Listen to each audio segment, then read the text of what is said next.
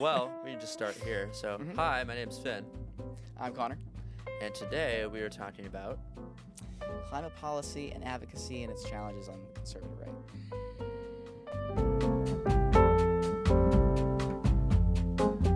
and here we are. This is I don't remember I don't remember what episode it is. I have such a backlog. I have so many I'm editing and that are going out. So this will oh, sorry, 1 second. Yeah, stop. Can we turn off the monitor? It's slightly distracting.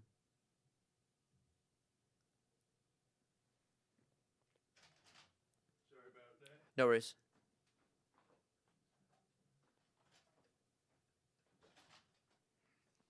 All right, that was all good. We'll keep that. Okay. I have such a backlog of stuff to edit. So this is coming out a while after we're filming it, but it's actually June 6th today, and it's it's 2024. I just realized that. Yeah. So it's the 80th anniversary of Operation Overlord, the Normandy landings. Yep, So big day. I assume President Biden's in Europe right now for the whatever commemoration. That he is, yeah. Yeah. And I just occurred to me that feels like the 75th was just just yesterday, but that was 5 years ago. Yeah, back in 2019 before Yeah. everything. Yeah. Yeah.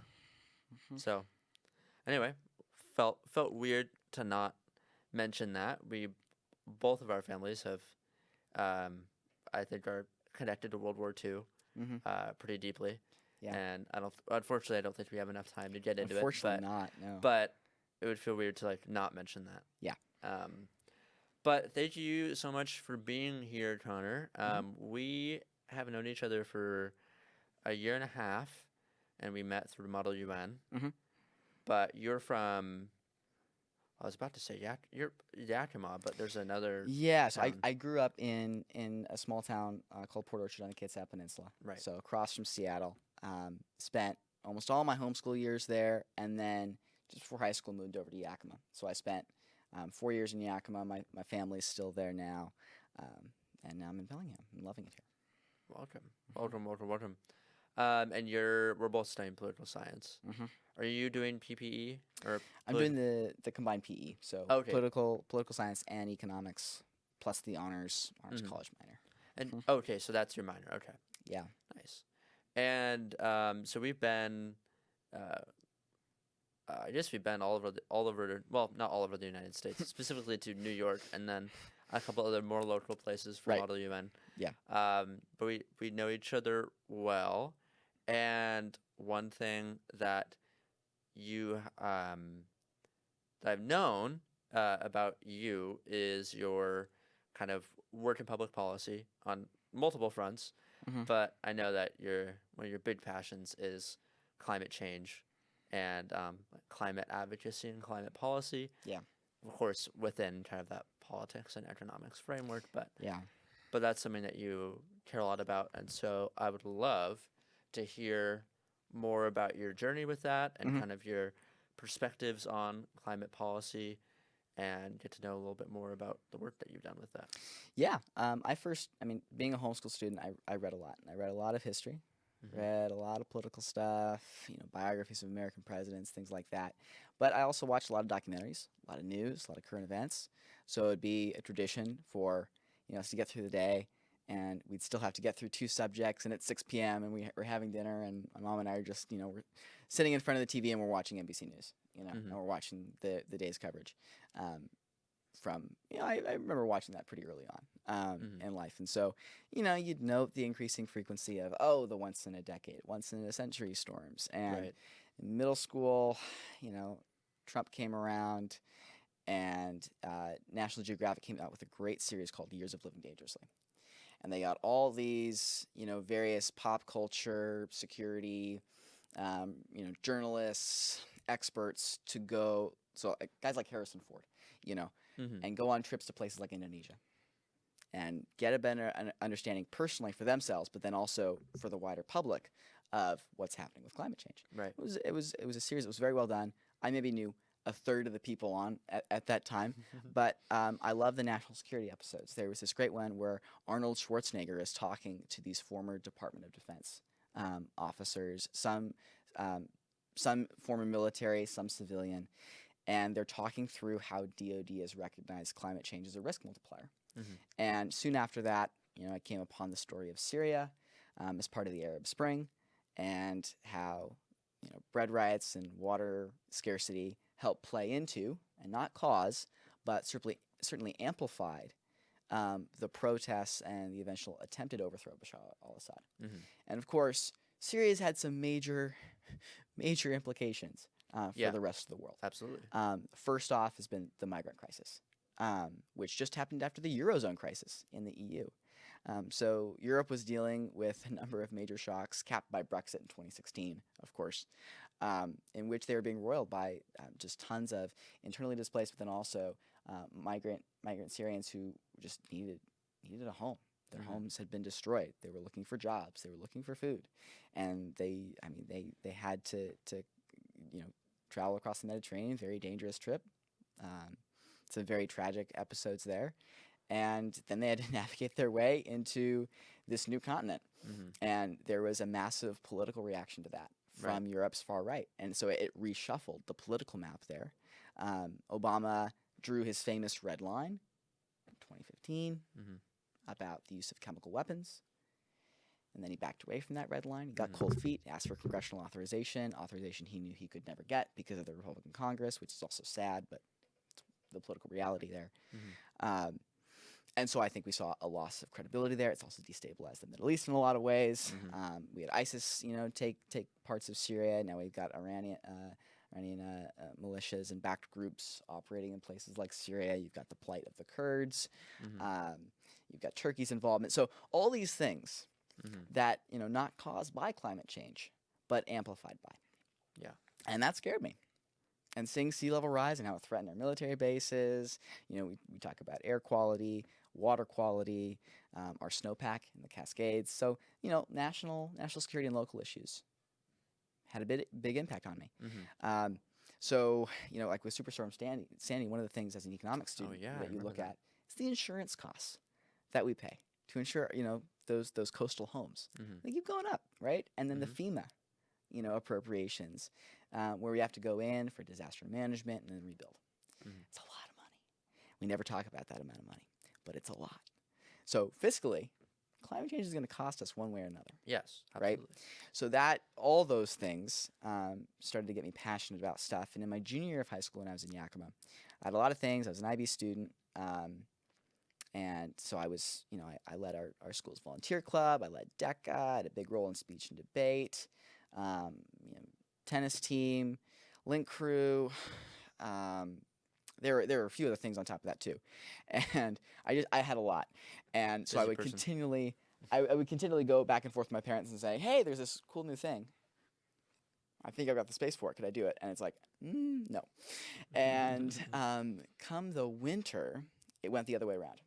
And my mom had, through happenstance, met one of our neighbors who was involved in some climate advocacy work.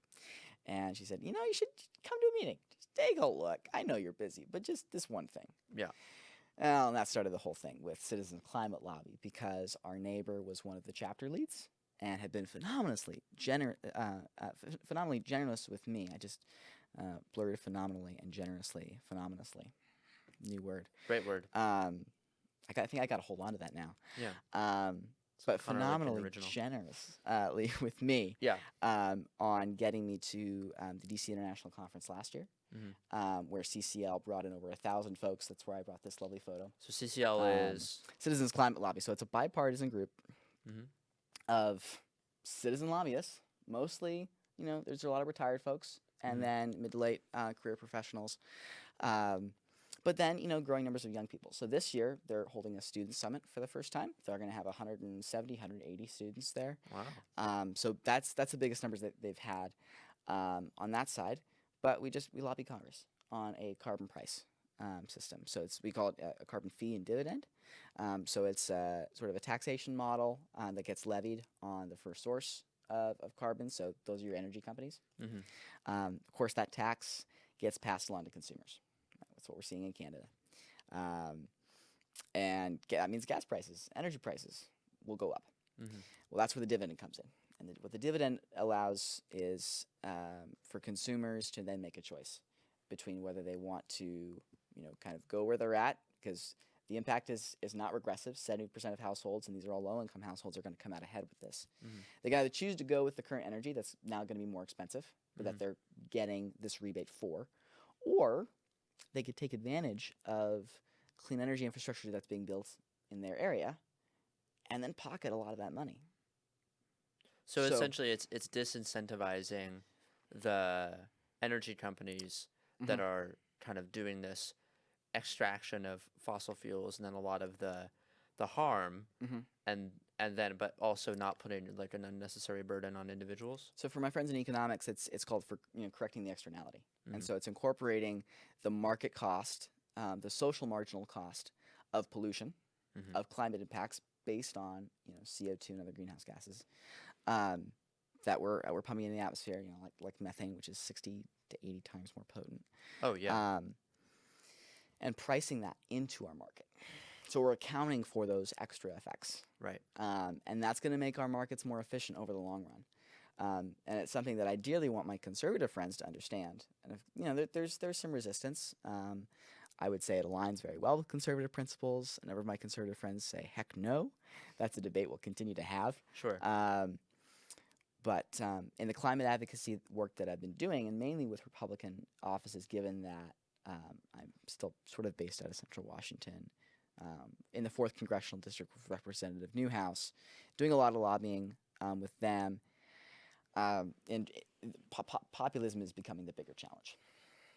Conservatives can get along on climate change. You've got to talk to them about the economic values of it, forestalling, more radical action from the left, on massive investment, that from a conservative perspective doesn't make fiscal sense.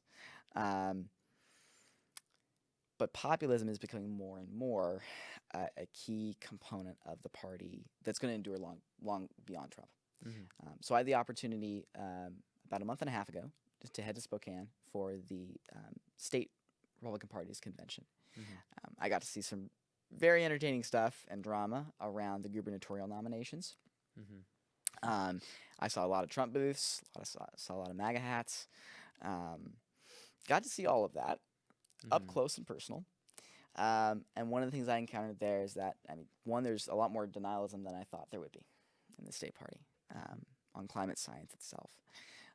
And even for those who accepted some version of science that they were somewhat amenable to say, okay, yes, the climate is changing and we have an impact and maybe we should do something about it. Maybe, just maybe, there was a lot of apathy on, well, it's not an important public policy issue. Cultural issues are more important to me and such. Taking back our government is more important. Those kinds of slogans. Right. But there were still some folks, mainly West Side Republicans, who were like, yeah, we can tackle climate. We can do these things about it. You're not too bad of a group. We had a great banner that said, meet CCL. We're the one group that's cool with nuclear. And this is my one opportunity to show off the nuclear sticker from the American Conservation Oh, please Coalition. do, yes. It says nuke climate change. So it's a little controversial, I think. But, I love to bring up whenever I'm tabling around campus with American Conservation Coalition, another great right-of-center group that I work with. Again, CCL being bipartisan, ACC being much more conservative, is talking about Germany's decision to, pull back on their nuclear sector. It got them vulnerable to Russian natural gas, less clean, and then geopolitical leverage, and then we see Nord Stream. Right. And that's been a big issue, and they could have avoided that if they kept their nuclear plants up. They've invested a lot in solar, but guess what China's doing now? With their Made in China 2025 plan, they've invested billions of dollars into their domestic solar industry. They've made it incredibly cheap. That's generally good for world markets, but it's wiped out Germany's domestic suppliers of solar.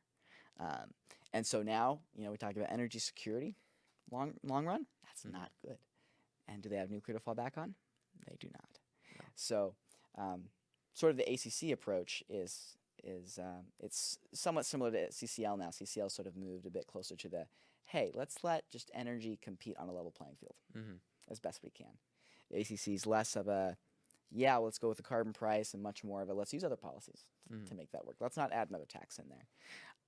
But there's certainly a lot of good policy approaches that both organizations talk about.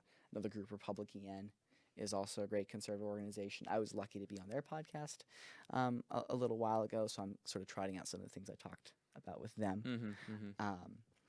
But all good stuff. It's been very enjoyable.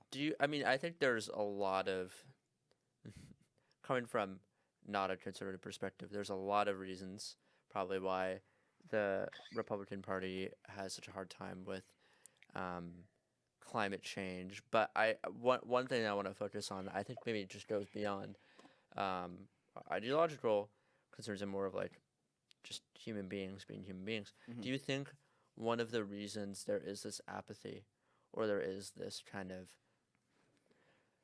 I don't know, sense, not a sense of urgency, at least from maybe developed states like the United States that are more more resilient than developing countries to climate change, the effects of climate change? Do you think because it seems like such a long-term, slow-moving issue that we haven't reached the peak of its effects yet, and probably won't the ultimate peak for decades? Do you think that's part of the reason why there's such a either a resistance or just a lack of action? Yeah. So there's one thing I wanna pivot to, and then I'll come back to the long-term piece.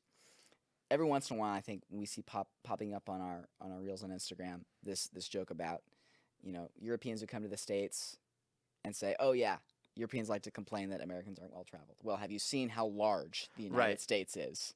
I just traveled across 2 states, and I could have been across 5 different countries by now. America's big, which means we have a lot of different biomes. Third largest country in the world by both. That's right, by both size and population. Right, and that means we have a lot of different climate narratives. So a lot of smaller countries will have 1 or 2 big issues. We've got like 50 climate issues. Yeah. So it's hard to get a national narrative about that. We could talk about clean air. We could talk about clean water. We could talk about broader environmental issues of conservation. We could talk about sea level rise. But sea level rise doesn't matter to Nebraskans. What matters to them is going to be rising temperatures and changing conditions in agriculture, soil erosion. But that's not going to matter as much to Californians. They're going to care more about water. So there's going to be a difficulty in crafting a really large homogenous narrative that can win elections. So I think that's a big challenge. And then yes, the long-term piece. We become shorter and shorter sighted. There's a quote from Machiavelli that I love to trot out whenever I get the chance. Men always tend to praise the past and condemn the present. That's from Discourses on Livy, which is a great read. I think it's far better than The Prince because it's an annotation of historical work, of Roman statecraft. And so it goes into much greater detail and shows Machiavelli's normative prescriptions much better than The Prince does, which is more of a descriptive work. Right. And what that quote means is that, well, we tend to be nostalgic for the past because we know less about it. And we tend to like to remember the favored parts. Conservatives, especially, conservatives will look back at the Reagan era. I've got this wonderful photo from the Capitol. It's a great anecdote that I know a number of U.S. representatives like to talk about, where there's a little sliver of the Berlin Wall in this little congressional statue. That the statue of Reagan is standing on top of? That's right. And it's just this wonderful little anecdote, Conservatives, like me, love to lionize Ronald Reagan. There's a lot of things that are not worth lionizing, but we do. Progressives tend to do that too, I think, with folks like, FDR. We talk a lot about Jimmy Carter a lot, although you're certainly much more clear-eyed in your assessment. Well, thank you. But I'm a on the record, noted, convicted Jimmy Carter super fan. Yeah, I just want to make sure that's out there. Yeah. Oh, well, thank you. But we tend to look back favorably and say, oh, it didn't used to be this way. You know, we used to be a lot more united as a country. Mhm. And I think that's probably true. The Cold War helped with that. There are some various different economic and social conditions that help with that. And Mhm. we can talk about media technologies as being part of that disruption and fragmentation. But I think generally, culturally, we've become much less willing to defer self-gratification and think long-term about issues. I mean, take Social Security example. It's the third rail of American politics. Nobody wants to touch it. The trust fund will go bankrupt in a few years. And with the current payroll tax levels, we'll only be able to pay out about 80% of projected benefits. So in 60 years, that shortfall will be 13 trillion from what we promised people to what we'll actually be able to pay. Is it in crisis? Not yet. You know, there's still some work that we can do to fix it. It's not a terrible program. It's a partially funded system. We can make it work, but we either have to decrease benefits or increase revenues. There's only two sides to that equation. And we just don't want to tackle it because we're short-term minded. We're only thinking to the next midterm election or to the next congressional session when after we get a stopgap authorization, Right. Through what we call a continuing resolution, a CR. Yeah. A break glass in case of risk of default, and it turns out the glass is kind of always broken. It's always broken, and we know that from the West Wing, right? We know that from President Bartlett's great negotiations with the Speaker. And I want to get to that in a sec, but one thing that I'd love to hear your perspective on, at least a little bit, is that we come from different political backgrounds. I don't think that's a secret to anyone who knows both of us, but we share a lot of values. One of them being the urgent need to commit to action on climate change. Yeah. And so I certainly take the perspective of at this point we're at a climate crisis and we need to build as broad a coalition as we can to solve the problem. And so I'm wondering what has been, when talking with people from various political participations, even people that are maybe more to the right than you, or progressive folks on our campus, what's the best way, or what's the way to build these coalitions or to build these bridges across ideology, to connect with people and to kind of create this help to create a consensus on climate response. Well, I think we all think that we know like the basic toolkit. You listen with respect, you talk compassionately, but you listen. You gotta listen. Yeah. And that's the best part of the conversation is listening.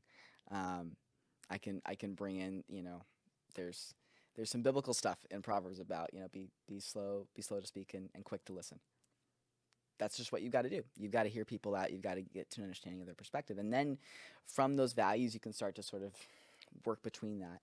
I think one big issue that all people should get behind would be permitting reform. I don't think that's really a big left versus right issue.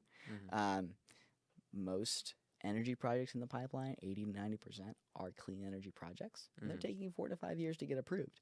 Because we have these great pieces of the National Environmental Policy Act, and we have all these SEPAs, State Environmental Policy Acts, written with the best intent.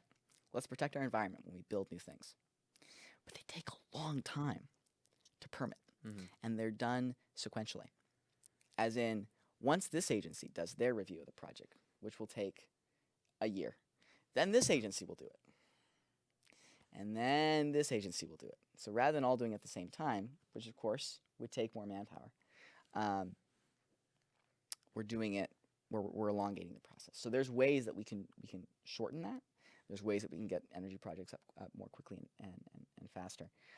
So I think in trying to, this is sort of a conservative catchphrase now, but I think progressive and conservative values can both speak to unleashing American energy. Those are good things. Yeah. I definitely have more to say about that, but we are running low on time. Yeah. And before we go to the last question, I want to talk about the West Wing very briefly. Well, you should show your picture of your dog first. Yeah. Oh, well, I just had to bring this. This is our husky rescue at home in Yakima that I miss dearly. Her name is Belle, and my folks get to have the best time with her. every So day. wonderful. I get photos from them maybe 3 times a week. It's wonderful. And of course, you have a West Wing mug with you. I do. Yeah. What's next? The Jed Bartlett quote. The best Jed Bartlett quote. Yeah. Mm-hmm. Keep on with the political process and trying to make the world a better place. Mm-hmm. Just keep on moving to the next thing. Tackle what you can. That's right. And then I also don't think we have enough time to show off your whole West Wing episode matrix, Mm-hmm. which you have ranked Yeah. different episodes on their quality. Mm-hmm. But favorite episode and favorite character. I know that's a tough choice. Yeah. At the very end of the episode too, so I don't have Mhm. a lot of time to really Mhm. parse through and explain my decisions. Well, we have. I You really got like 2 minutes. I really like the episode Game On. That's in season 4, and that features Bartlett's re-election debate. Mhm. And so there's this great little storyline with the lucky tie, and that injects some great Right. fun narrative excitement into the show, where Bartlett's assistant Charlie is looking for this tie all day, and then at the last minute, the first lady cuts the tie off, and then they get Josh's tie, and it works perfectly, and he gets out on stage, and he's got this boost of energy, and it's all great, and then he really takes down Governor Ritchie. But it's a debate in which they talk about 10 words. 10-word answers. They do a little cold open with Toby Ziegler, and they prank him in the Oval Office, thinking that the president isn't ready with his debate answers. Great scene, one of the best in the entire series. So it's a great episode, and I think it gets us focused on how do we think about governing 50 states, not just states wall to wall, and how we think about getting past political slogans and cheap phrases, which we see on both the left and the right, to serious compromise and nuance in governance, which takes a lot of work, takes a lot of listening, takes a lot of research and understanding and know-how to get there, and takes a lot of time, and it's frustrating because, you're right, we don't have that patience for the long term. We want to tackle things here and now. Our federal debt, it's in the future, versus what can we spend now, or various other things, and of course that's from my conservative value laden perspective. Right. But we live in one country. We can come together on this. We have in the past. It's what we should be trying for now. Absolutely. And to continue to leave it on this positive note, as I asked every guest, what are you looking forward to? Could be something in your own life, something that we've talked about here. Yeah. Anything, but something positive in the future. Yeah. So one thing I'm really excited for is some of the ministry work that I do that we've often talked about. Is I get some additional responsibilities next year, and I'm really excited to work with our Corfas, the folks who lead our small groups in CCF, Campus Christian Fellowship, and so I'll be in a few of those decision-making spaces on how we think of our club, how we engage with the Western community, and I'm really looking forward to what that's going to look like, and trying to get more interfaith things going too, because that's something that I know we've talked about in the past that we try to do now in our own limited way, right? But trying to get some of that back, where we can have that respectful discussion and learning, because we're all here to learn at Western, together in one community, and I'm excited to see where that'll lead next year. Absolutely, yeah. I'm looking forward to, as I mentioned on the show, I'm Jewish, and I'm looking forward to my own spiritual development and continuing, learning and faith conversations. And I'm happy that you're getting the opportunity to have more responsibility and hopefully spiritual fulfillment in your kind of religious framework. Yeah. So it's really neat. I think what'll happen next year. Next year's setting up very nicely. I'll be coming back to the same work, continue my roles in the International Affairs Association. So lots of things will be the same. A few things got upgraded, which is nice. Nice. And so next year will be a great year. Well, really to a good summer and to a good year. All right. What's next? What's next, indeed. Thank you all for watching, everyone. Bye-bye.